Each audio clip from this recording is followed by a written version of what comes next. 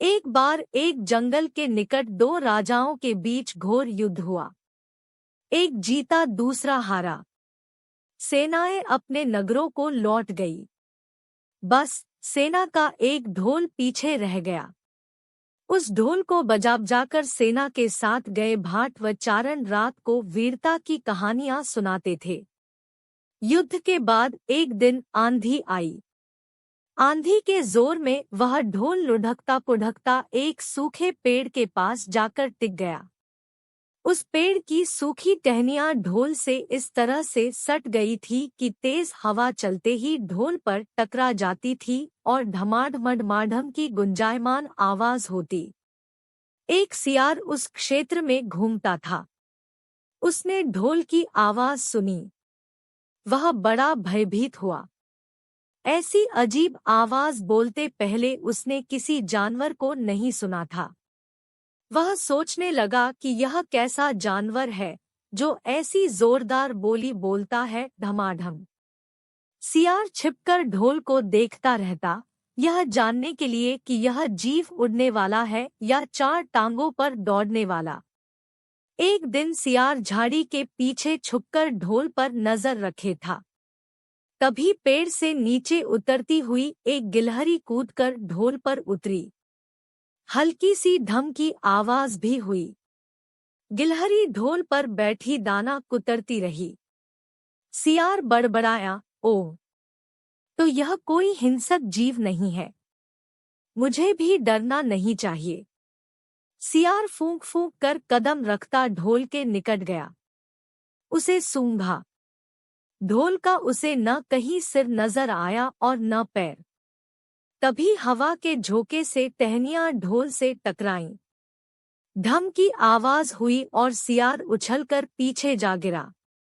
अब समझ आया। सियार उठने की कोशिश करता हुआ बोला, यह तो बाहर का खोल है। जीव इस खोल के अंदर है।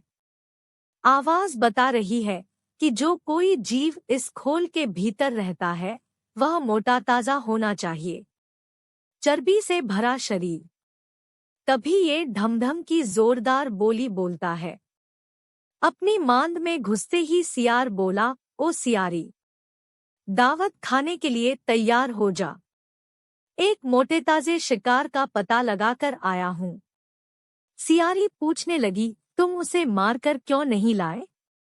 सियार ने उसे झिड़की दी, क्योंकि मैं तेरी तरह मूर्ख नहीं हूँ। वह एक खोल के भीतर छिपा बैठा है।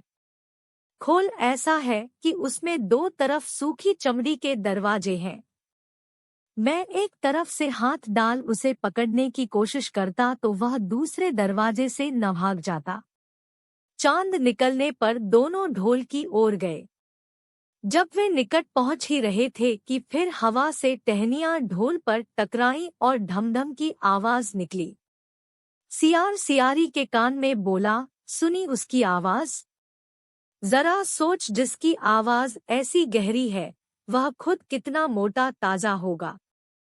दोनों ढोल को सीधा कर उसके दोनों ओर बैठे और लगे दांतों से ढोल के दोनों चमड़ी वाले भाग के किनारे फाड़ने। जैसे ही चमड़ियां कटने लगी, सियार बोला, होशियार रहना। एक साथ हाथ अंदर डाल शिकार को दबोचना है।